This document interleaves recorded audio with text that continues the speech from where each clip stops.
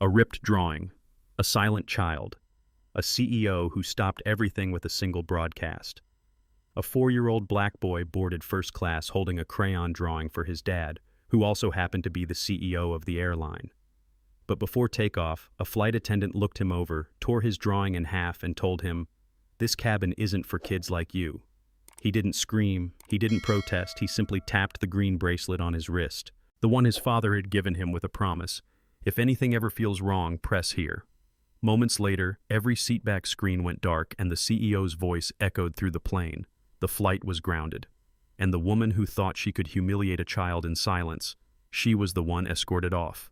If this story moved you, drop your city in the comments, hit like and subscribe, because sometimes the quietest child in the room starts the loudest revolution. The early morning light poured through the soaring glass of San Francisco International Airport, casting long golden streaks across the polished concourse floor. Little Elijah Brooks skipped beside Grace Holloway, his tiny sneakers slapping the tile in fast, joyful bursts. In one hand he held her fingers, and in the other, a carefully folded drawing gripped with all the seriousness a 4-year-old could muster. His curls bounced with every step. His brown cheeks were flushed from excitement. "Today's the big day, huh?" Grace said, leaning down to match his pace. Her voice was warm, the kind of warm that stayed even in the cold of first-class air conditioning. Elijah nodded solemnly. "I'm going to give this to Daddy when we land. He's going to be so proud." The drawing was a swirl of crayon lines, sky blue clouds, a giant airplane, and a stick figure holding hands with a smaller one. At the bottom, written in block letters, "To Dad, you fly the world. I love you. Elijah." He had practiced it 4 times.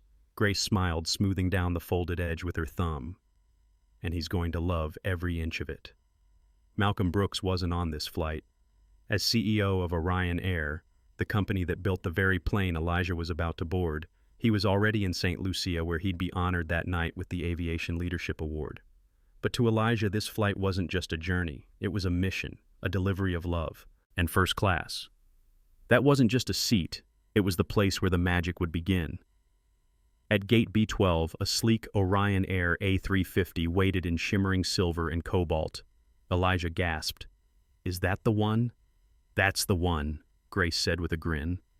They walked the jet bridge hand in hand, and when the cabin doors slid open, Elijah's eyes went wide. It was like stepping into a dream. Cream leather suites, golden overhead lighting, curved panels in ashwood and chrome. A hush blanketed the space like velvet. It was nothing like the waiting area or the noisy main cabin Elijah had seen on past flights. It felt sacred.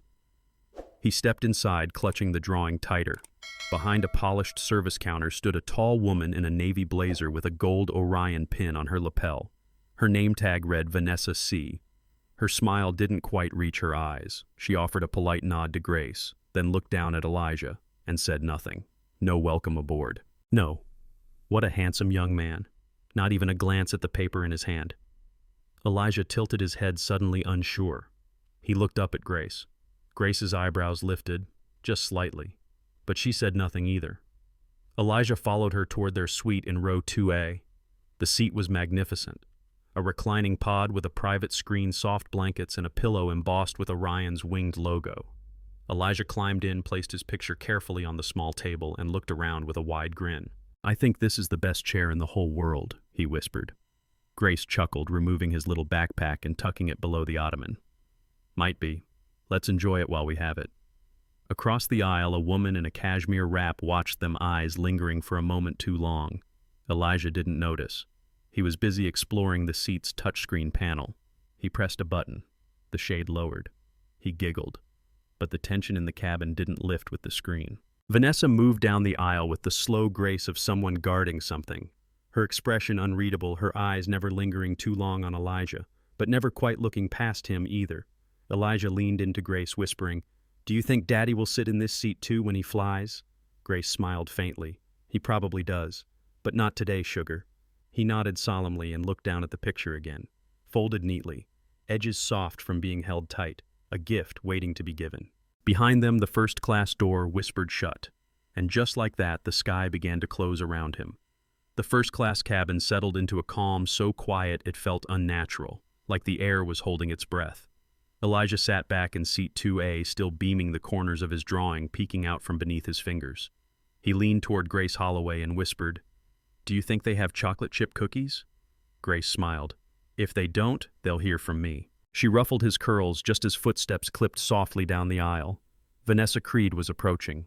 Her blazer was immaculate heels, sharp, her expression unreadable behind perfectly powdered cheeks. She stopped beside them, her clipboard held like a barrier between herself and the boy at Grace's side.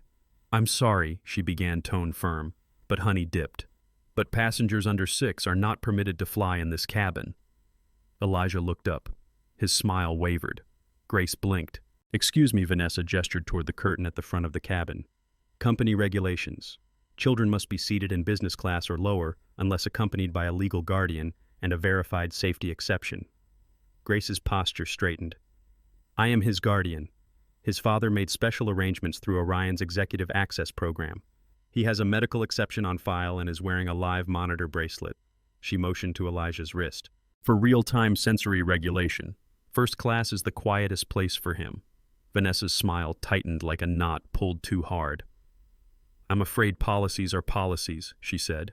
"You'll need to move him. Now." Elijah's face fell. He clutched his drawing closer to his chest. "But this is my daddy's seat," he said, voice barely above a whisper. "He said I could sit here." Vanessa didn't look at him. Instead, she turned her gaze back to Grace with a shrug. "I'm only following protocol." Grace lowered her voice. "And I'm trying to follow compassion. He's not disruptive. He's quiet. He's excited. And this seat was purchased properly." Before she could finish, Vanessa bent down with a saccharine smile and plucked the folded drawing from Elijah's lap. "Let me make sure this doesn't get lost in the shuffle," she said sweetly. Elijah's breath caught. "Wait, no, it's for—" Vanessa held it at arm's length, inspecting it like it was a napkin someone had spilled soda on. Then with a flick of her wrist, she let it drop. The paper fluttered like a leaf, landing on the floor between them. Elijah stared. "Oops," Vanessa said flatly. "Guess it doesn't belong up here either." Elijah slid off his seat knees, wobbling. He reached down with trembling fingers to pick it up. But before he could touch it, her heel nudged it away, not enough to call attention.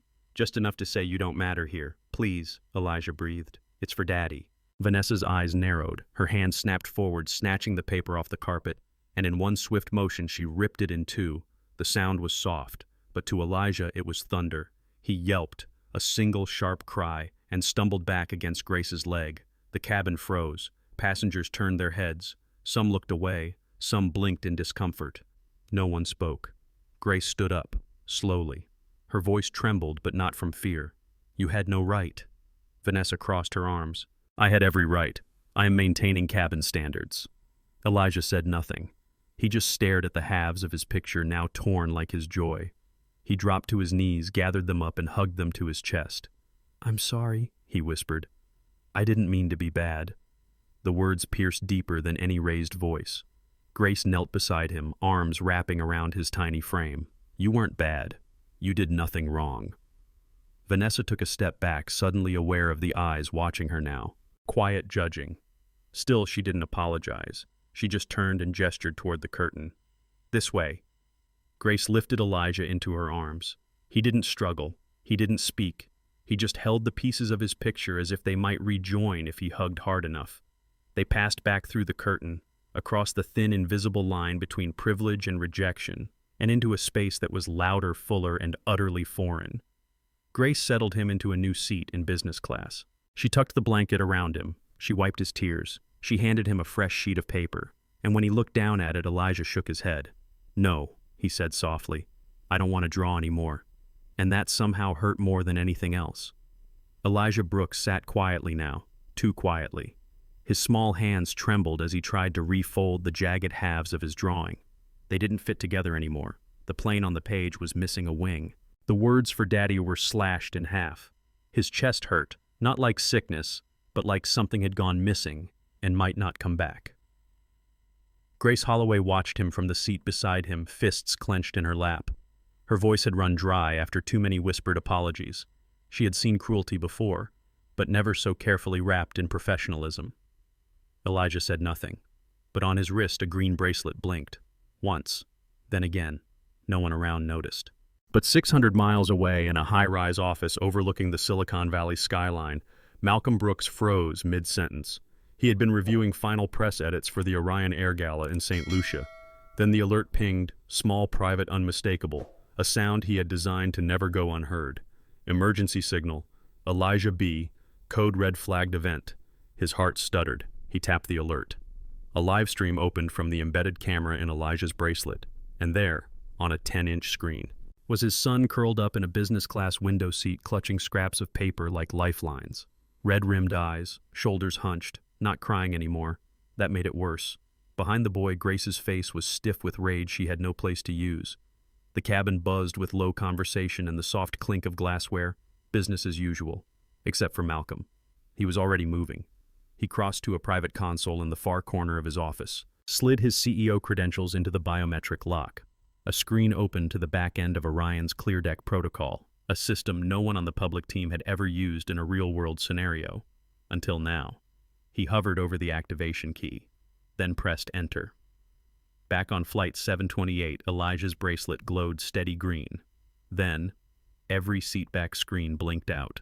Row by row, tablet by tablet. Passengers murmured in confusion. A man paused his spreadsheet. A woman pulled out her earbuds. In first-class champagne flutes stopped mid-sip. Then a white message appeared across every screen in crisp Helvetica. "This is Malcolm Brooks, CEO of Orion Air." Gasps rippled through the cabin. Elijah looked up, his face lit by the screen like it was morning again. Malcolm's voice followed firm and calm, every syllable slicing through the still air. "Good afternoon. A system alert has notified me that a young passenger on this flight has been subjected to emotional harm and policy misconduct.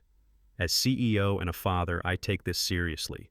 Effective immediately, Flight 728 will be rerouted for emergency review and investigation.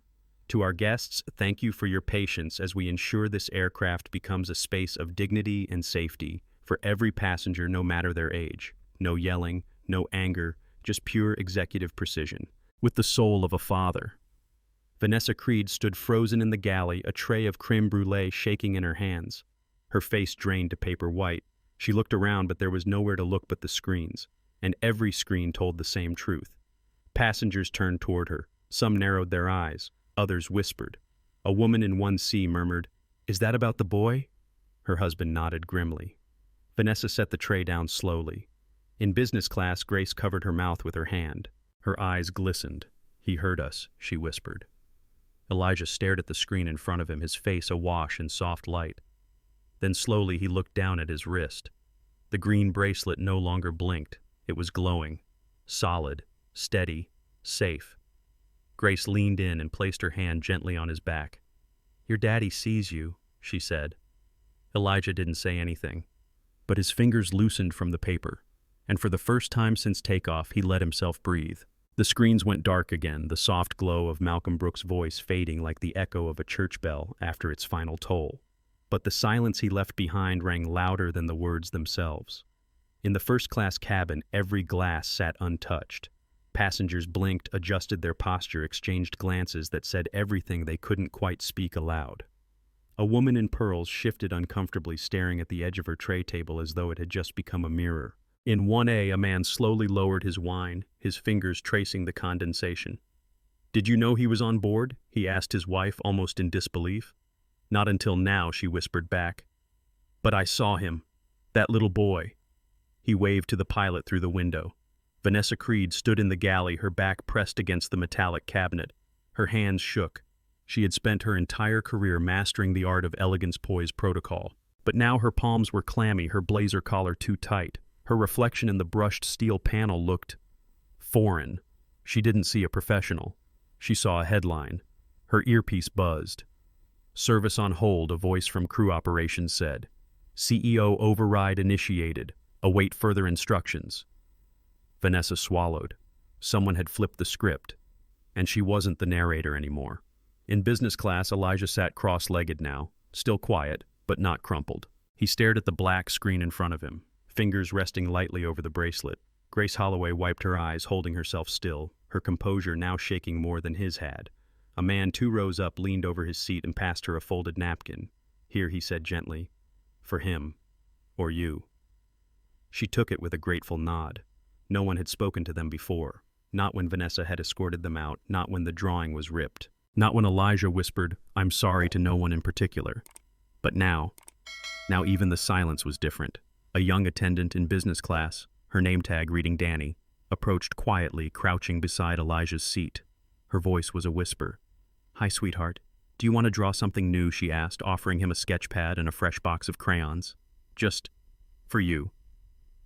Elijah looked up uncertain. He hesitated, then took the sketch pad and set it on his lap. His fingers traced the corners of the paper, but he didn't pick up a crayon. Not yet. But he didn't push it away either. That was something. From behind the first-class curtain came hushed voices. Crew members asking quiet questions, wondering who had touched what, who had said what. No one dared say Vanessa's name out loud. Not yet. But she could feel it pressing down like turbulence no one could brace for.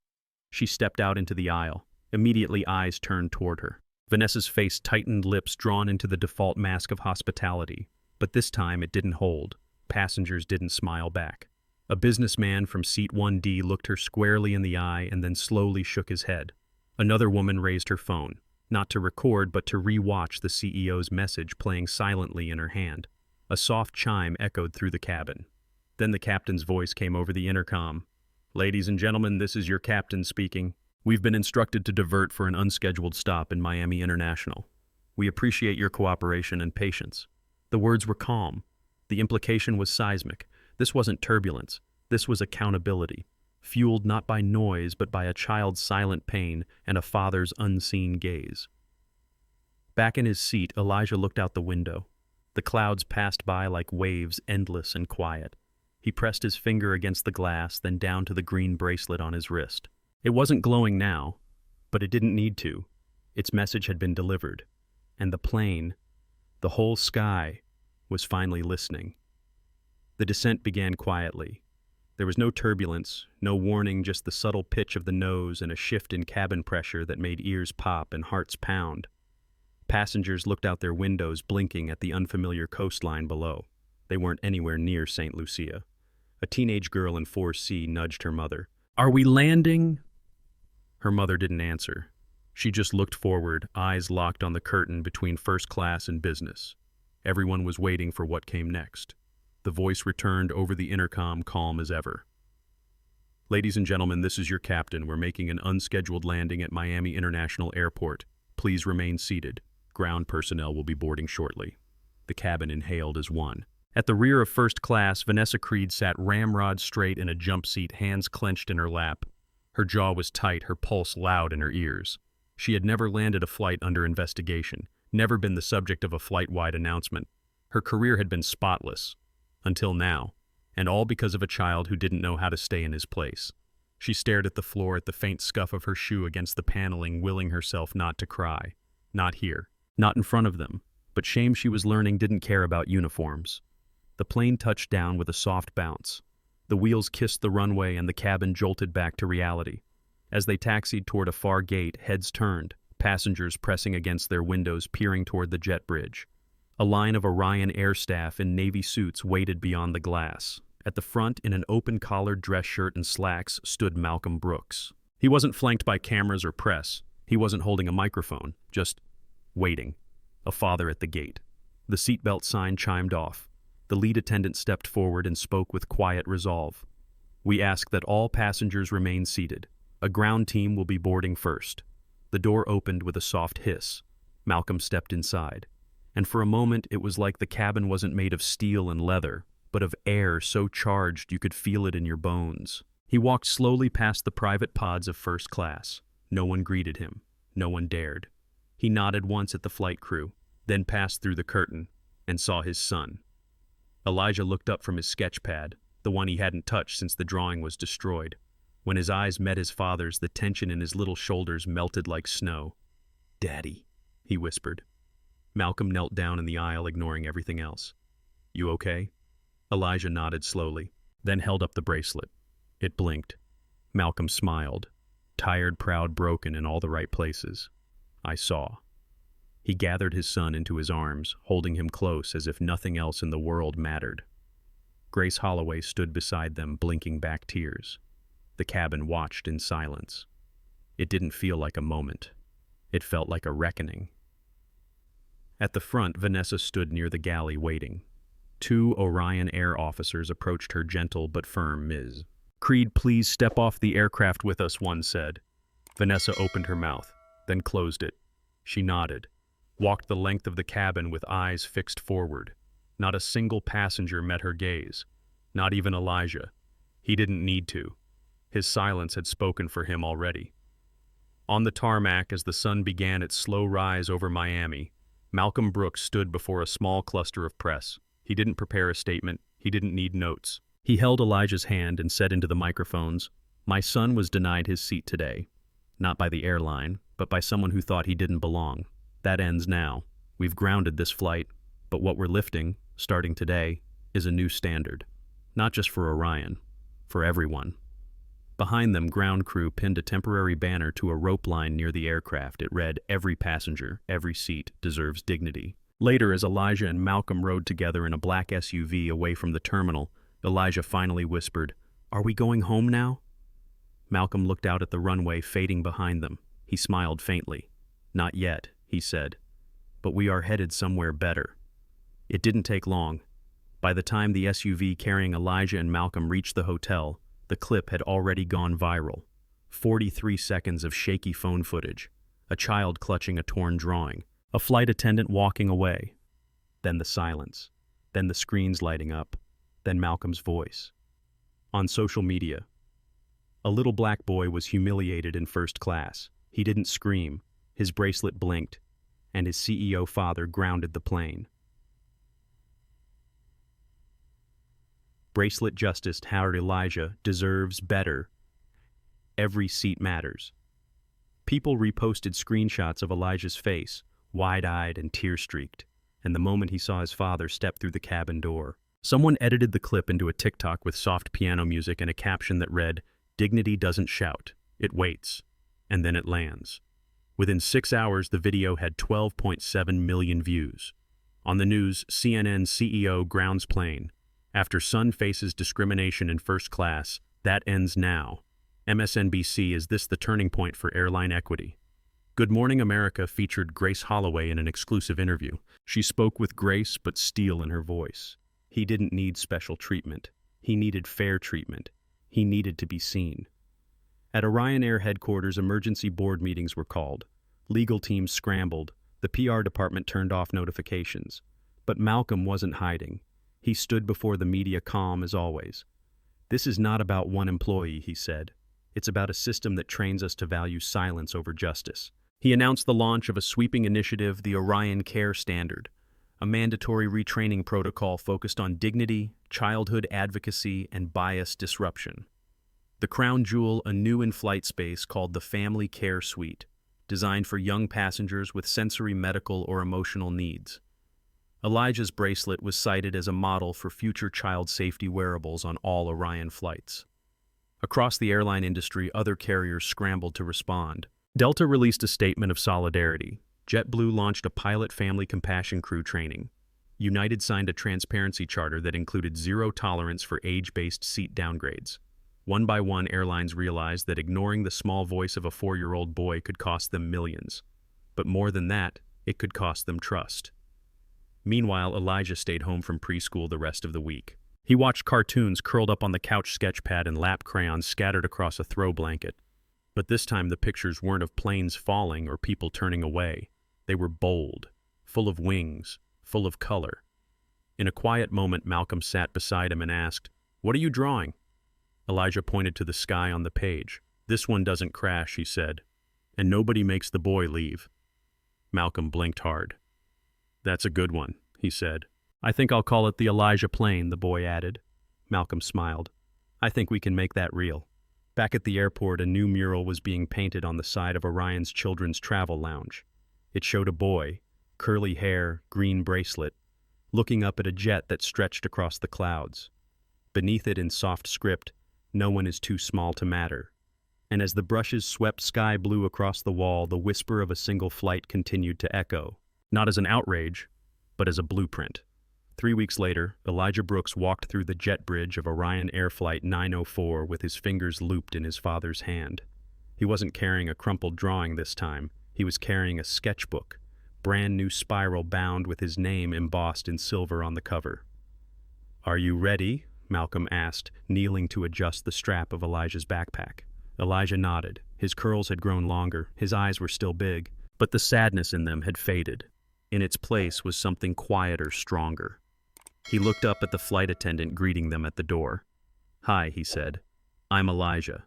She smiled, genuinely not out of obligation. "Good morning, Mr. Brooks. Seat 2A is ready for you." Elijah glanced at Malcolm, then walked into the cabin like he had done it 100 times before. But this time everything was different. The suite was identical in form: cream leather oak armrest, a gold-stitched Orion crest on the headrest. But someone had left a surprise on the seat, a small bundle of crayons tied in a ribbon, a handwritten note. "Welcome back, Elijah. You belong here, always." Malcolm settled into 2B beside his son, glancing over as Elijah flipped open the sketchbook. "What are you going to draw today?" Elijah thought for a moment, then carefully began to sketch a plane. Not broken, not small, but huge and soaring. It had wide, sweeping wings, and written across the fuselage in bold crayon, "Orion Air, where everyone belongs." Across the aisle, other passengers smiled quietly when they saw the boy. Some recognized him. No one stared. But a few offered a quiet nod, like acknowledging someone who'd done something brave without ever raising their voice. A teenage girl leaned over to her mother and whispered, "That's the boy." Her mother smiled. "That's the boy who made them change." Mid-flight, the captain's voice came over the intercom. "We'd like to thank all of our passengers for flying with us today. A special welcome back to young Elijah Brooks, seated in 2A. Because of him, we fly better." The cabin applauded, soft, respectful. Elijah looked up from his drawing, cheeks pink. Malcolm squeezed his shoulder. "They're proud of you." Elijah smiled. "I'm proud of me too." As the plane descended over Miami, sunlight splashed across the windows. Elijah stared out, watching the city come into view, glowing gold under morning light. He closed his sketchbook gently and tucked it into the seat pocket. Seat 2A didn't feel like a gift anymore. It felt like a right. At landing, the passengers stood and gathered their things. One woman tapped Malcolm on the arm. "Thank you," she said quietly, "for teaching us how to listen." Malcolm simply nodded. He knew it wasn't about him anymore. Elijah paused at the cabin door before stepping onto the jet bridge. He turned back one last time, looked at seat 2A and gave a small wave. Not goodbye, but gratitude. Then he walked out, his green bracelet blinking gently on his wrist, not in warning now, but in peace. Up above, the plane lifted again into the sky, carving a new path, one etched not in engines or altitude, but in empathy, action, and a boy's quiet strength. Because power doesn't always roar. Sometimes it whispers. And when it does, the whole world leans in to listen. If this story moved you, please like, comment, and subscribe for more powerful, true-to-life stories that deserve to be heard. This story shows that silence in the face of injustice has consequences, and that quiet courage, especially from the most unexpected places, can carry a strength far greater than rage. It reminds us that racial bias and social exclusion aren't always loud. They happen in quiet cabins, polished uniforms, and rules written to keep some people out. Incidents like this still unfold every day, in airlines, boardrooms, classrooms, and beyond. But by practicing empathy, accountability, and respect, not just when someone is watching, but especially when they're not, we help create a world where dignity travels in every seat at every altitude.